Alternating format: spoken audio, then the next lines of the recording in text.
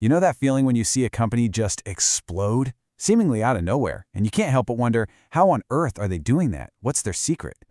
Well, today, we're going to pull back the curtain on a framework from a guy who knows a thing or two about it, serial entrepreneur Dan Martell.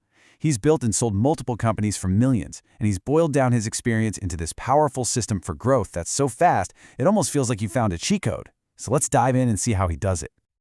They scaled so fast, it felt like cheating. I mean, what a line, right?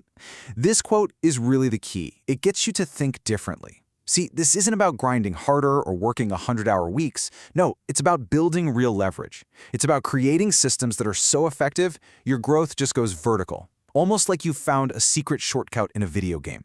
And that's the exact mindset we're going to break down today. All right, so here's our roadmap for today. Think of it like we're building a pyramid, a growth pyramid, if you will. We're going to start at the bottom with the absolute bedrock, your offer. From there, we'll build our way up, layer by layer, all the way to the very top, the holy grail for any founder, which is their zone of genius. Each piece we add builds right on top of the last one, creating this super solid structure for some seriously explosive growth. Okay, so, Section 1. Where do we even begin? Right at the very bottom of that pyramid we just talked about. Look, before you can even think about scaling or hiring or any of that fancy stuff, you need one thing, and it's absolutely crucial. You need an offer so good, so compelling, that people take action right now. And most importantly, it's got to bring in the cash to fuel everything else. Now, this first principle from Martell, it's a real gut punch for all the perfectionists out there. He's basically saying you've got to focus on cash, not on getting everything perfect. I mean, think about it. You can't pay your team or your rent with, it's almost ready or it's coming soon. You need actual cash in the bank. He says that the second you sell something to a total stranger, that is the moment you become a real entrepreneur. That first sale, that's the spark that lights the whole fire. This really breaks down the massive mindset shift you have to make. On one hand, you've got your average offer. It's all about features, deliverables, basically a list of stuff you get. But on the other side, an irresistible offer. That's not about the stuff. It's about the transformation. It's not about the what. It's about the after. It zeroes in on a really painful problem, and then, and this is key, it completely flips the risk away from the customer, making it a total no-brainer to say yes. So how do you actually build one of these irresistible offers? Well, Martell has a pretty simple three-part formula. First, you add urgency. You got to give people a reason to act now, not later. Second, you create scarcity. You make it clear this isn't for just anybody, or that spots are limited. And third, you reverse the risk. You take all that fear and doubt off the table for them. You put those three ingredients together, and that's how you turn a hesitant, I'll think about it, into a heck yes, where do I sign up? All right, moving on to Section 2. So you've got an amazing offer and customers are coming in.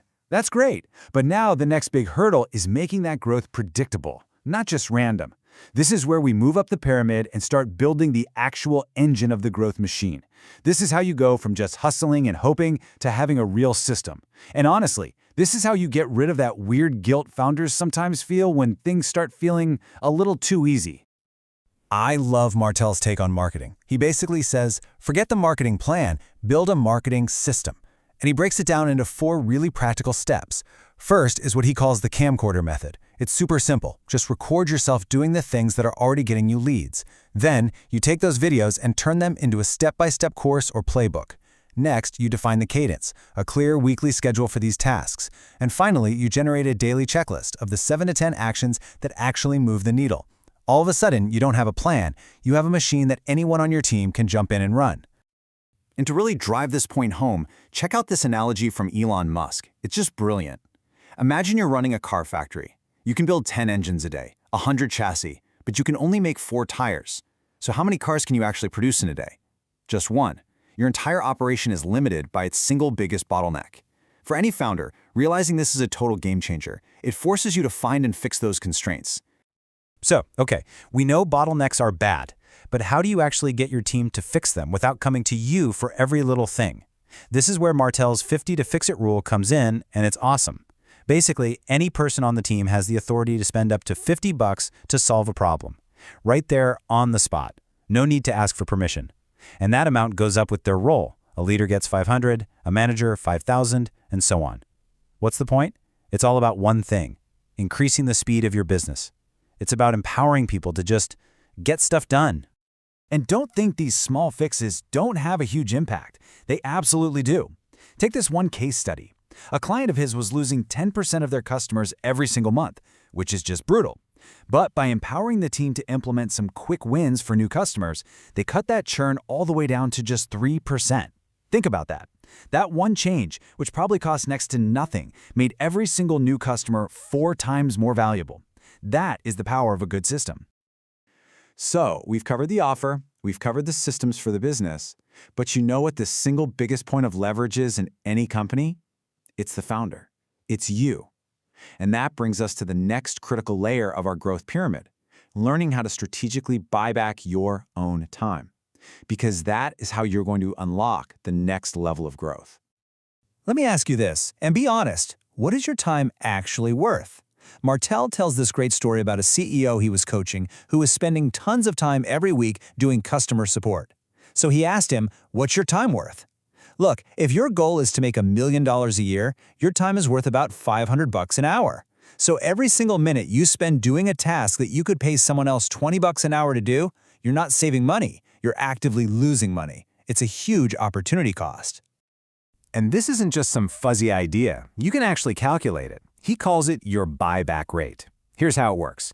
You take your target annual income. Let's say it's $100,000. You divide that by 2,000, which is roughly the number of work hours in a year. That gives you $50 an hour. Then, and this is the important part, you divide that by 4 to make sure the trade is really worth it. That gives you your buyback rate. In this case, $12.50 an hour. The rule is simple. If you can pay someone less than that to do a task, you should do it. Every time. But listen, buying back your time is only half the equation. The other half, the part that everyone messes up, is reinvesting that time wisely. If you free up, say, 10 or 15 hours a week, you have got to be intentional with it. You literally have to block it out in your calendar for things that actually make you money, high-revenue activities. If you don't, I promise you, that time will just vanish into a black hole of emails and random busy work. Okay, section 4. You've dialed in your offer, you've built systems, you've bought back your time, but eventually you hit a wall. You're still just one person. The only way to break through that ceiling and truly scale is through other people. This is where we add the growth multiplier to our pyramid, building an incredible team. Now there's this classic fear that just paralyzes so many founders. They think, but what if I train them and they leave? This quote just flips that completely on its head. What if you don't train them and they stay? I mean, wow. The real risk isn't investing in someone who leaves for a better opportunity. The real risk is having an untrained, underperforming person stick around for years, dragging your company down. That is so much more expensive. So how do you get your people up to speed as fast as possible? Martel's philosophy is super simple. Money loves speed. You don't make them figure it all out from scratch. You pay for the blueprint. And that means 3 things. 1, hire them a coach. He tells a story about how one coach helped him make almost $1 million in a year. 2, give them the absolute best tools for the job. And 3, surround them with other talented A-plus players. You do this, and you shortcut the entire learning curve. You can compress years of learning into just a few months. And a perfect place to apply this is in sales. In almost every young company, the founder is the sales bottleneck. The solution? You have to systematize it. You script out all the sales calls and how to handle objections. You record your best winning calls and use them as training videos. Then you go out and hire salespeople on a commission-heavy plan. The hardest part for Martel, and for most founders, is getting over that belief that nobody can sell my product as well as me. That single belief will keep your business small forever. All right, we are at the very top of the pyramid, section 5. You've built an incredible offer. You've created systems that run like clockwork.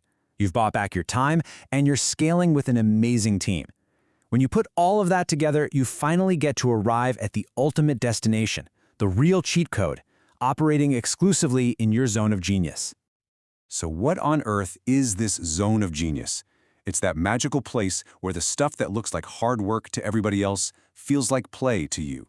It's that sweet spot where growth feels effortless because you're only doing the things that you're uniquely amazing at.